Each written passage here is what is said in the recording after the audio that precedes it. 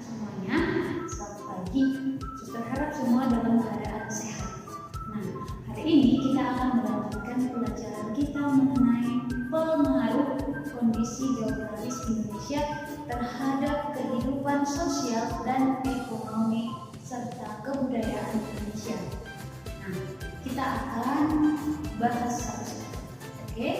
Baik, sebelum sampai kepada penjelasan itu, silakan simak video susunan berikut ini. Semuanya, hari ini kita akan melanjutkan pelajaran kita tentang pengaruh kondisi geografis Indonesia sebagai negara maritim dan kepulauan, muatan IPS ya. Nah, anak-anak tahu tidak apa itu negara maritim?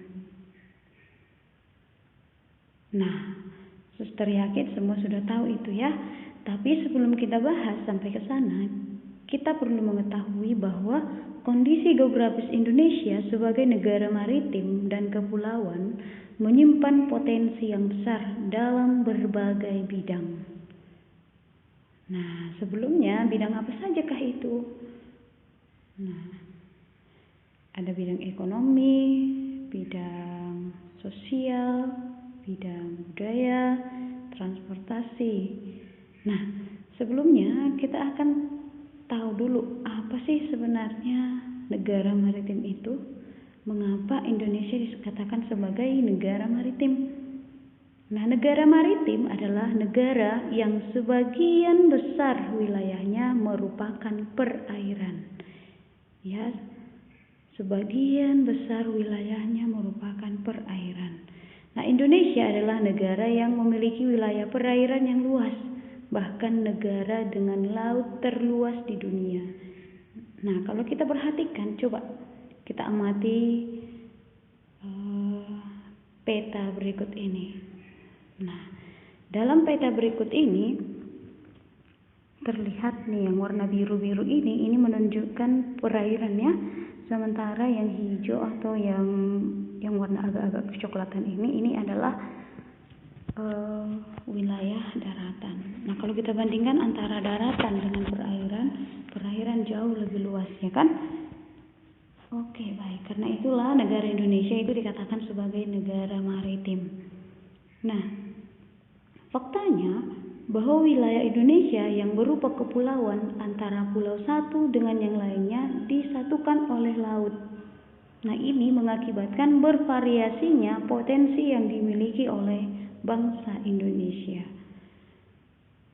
Nah, masing-masing pulau memiliki karakteristik masing-masing. Jadi mempunyai ciri-ciri yang berbeda ya. Dan itu ciri-ciri tersebut karena beragam, janganlah dipandang itu sebagai satu pemecah, tetapi pandanglah itu sebagai satu pemersatu, ya kan? Karena ketik antara yang satu dengan yang lain itu sebenarnya adalah saling melengkapi, ya. Maka perlu dipandang sebagai suatu kekayaan. Nah, sumber daya alam laut misalkan ikan, terumbu karang, wisata bahari, sumber energi, minyak dan gas bumi, bahan mineral, media transportasi antar pulau. Nah, ini semua adalah kekayaan-kekayaan di laut kita yang harusnya dipandang sebagai suatu kekayaan. Meski antara pulau yang satu sumber daya alamnya berbeda dengan pulau yang lain, itu hendaklah itu menjadi pemersatu, bukan pemecah. Ya. Nah, selanjutnya pengaruh kondisi geografis Indonesia terhadap bidang ekonomi. Nah, kita masuk kepada topik ya.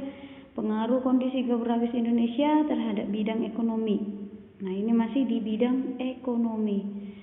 Nah, masyarakat yang berada di pesisir, masyarakat inilah yang paling banyak mendapatkan pengaruh ya. Banyak jenis pekerjaan yang bisa diusahakan untuk menunjang kehidupan ekonominya. Ya, terutamalah ini para nelayan ini maksudnya. Nah, jenis pekerjaan yang berkaitan dengan pemanfaatan sumber daya laut ya. Di sini ada beberapa pekerjaannya. Yang pertama untuk nelayan, untuk pertambangan minyak lepas pantai. Lalu berbagai sektor usaha wisata, misalkan untuk pegawai hotel, warung makan, toko cenderamata, penyewaan perahu dan alat-alat permainan air, penjualan tiket, pemandu wisata, dan lain-lain. Ya kan? Jadi ini menjadi satu pemasukan untuk Indonesia yang dapat mengembangkan kehidupan ekonominya. Nah, ada lagi di bidang pelayaran dan berbagai sektor usaha di pelabuhan. Nah, ini semua tentu akan menambah income bagi negara Indonesia, ya kan? Dengan hadirnya para pekerja dan jenis pekerjaan yang ada di Indonesia dan wilayah perairan Indonesia. Nah, selanjutnya terhadap kehidupan sosial budaya. Nah, di bidang sosial budaya ada beberapa pengaruhnya, ya. Di antaranya keberagaman suku bangsa, keberagaman bahasa, keberagaman religi atau agama, dan keberagaman seni. Nah, dampak atau pengaruh letak dan kondisi geografis Indonesia.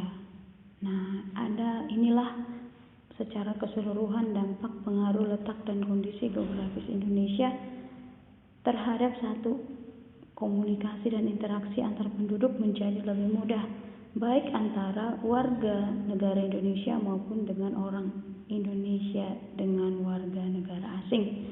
Lalu terjadinya pembauran, ya. Pembauran ini maksudnya pencampuran atau peleburan nilai-nilai antar pulau dan antar negara. Lalu munculnya perkampungan-perkampungan etnis tertentu seperti Pecina dan Kampung Arab. Lalu terjadinya perubahan perilaku masyarakat karena pengaruh masuknya pola dan nilai perilaku dari pulau atau daerah maupun dari negara lain. Dan yang terakhir adalah terjadinya perpindahan ilmu pengetahuan dan teknologi. Nah, begitu ya kira-kira pengaruh atau dampak dari letak dan kondisi geografis Indonesia. Nah, ingat, tapi tidak semua dari antara ini mengandung nilai yang positif, ya. Tidak semua juga memberi nilai yang negatif. Nah, contohnya, kalau komunikasi dan interaksi antar penduduk menjadi lebih mudah, baik antar warga negara Indonesia maupun orang Indonesia dengan negara asing. Belum tentu juga kalau misalkan ini diciptakan dengan baik, komunikasinya ini diciptakan dengan baik, maka tentu akan memberikan pengaruh yang positif.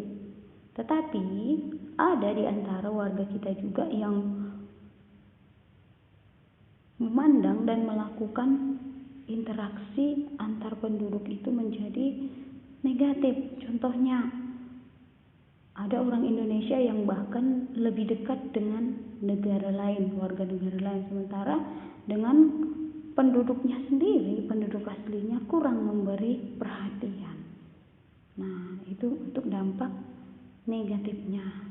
Lalu ini semua masih terjadi dalam dampak yang positif, ya. Terjadi pembauran. Nah, ini masih positif, ya. Kalau masih melakukan pembauran itu dengan positif. Tetapi kadang pembauran ini membawa dampak negatif. Di antaranya nilai-nilai asli dari budaya Indonesia itu menjadi tidak terlihat lagi. Artinya menjadi kabur. Ya, contohnya cara berpakaian. Nah, budaya Indonesia terkenal dengan adat ketimuran, tetapi karena pengaruh dari masuknya budaya-budaya lain, orang Indonesia cenderung meniru dan bahkan mengkaburkan nilai-nilai kesopanan itu sendiri. Lalu munculnya perkampungan-perkampungan etnis tertentu. Nah, kadang ada warga negara ini yang membentuk kampungnya sendiri, ya. Lalu terjadinya perubahan perilaku masyarakat karena pengaruh masuknya pola dan nilai perilaku. Nah, misalkan ini pengaruh negatifnya. Kalaulah dia melihat misalkan cara hidup orang luar atau orang barat itu yang ogah-ogahan, nah orang Indonesia kan mau meniru begitu, ya. Lalu kemudian dia meniru melupakan kebiasaan baik yang dia miliki, memilih lebih ogah-ogahan, dan terjadinya perpindahan ilmu pengetahuan dan teknologi. Oke, baik, sekian dulu penjelasan kita untuk hari ini. Pengaruh kondisi geografis Indonesia terhadap bidang ekonomi dan bidang sosial budaya. Nah, ini adalah waktu untuk kita mengerjakan LKS. Nah, di bukumu ada dituliskan dan kita disuruh untuk berlatih untuk menentukan dampak positif dan negatif pengaruh letak geografis Indonesia. Nah, ini boleh kamu cari sendiri dampak positifnya apa dan dampak negatifnya apa. Boleh juga kamu ingat kembali penjelasan yang sudah suster sampaikan tadi. Oke? Nah, boleh kamu isi di sini apa aja dampak positifnya. Misalkan satu, perkembangan ilmu pengetahuan dan teknologi. Nah, lalu dampak negatifnya apa? Orang-orang Indonesia mau menyalahgunakan penggunaan media sosial tersebut. Nah, gitu. Lalu dampak positif masuknya budaya-budaya asing ke Indonesia. Lalu dampak negatifnya boleh kamu isi nilai-nilai kebudayaan Indonesia semakin lama bisa semakin kabur. Nah, itu begitu dia ya, contoh-contoh selanjutnya. Oke, baik, sekian dulu penjelasan untuk hari ini. Suster mengucapkan banyak terima kasih dan semoga berguna.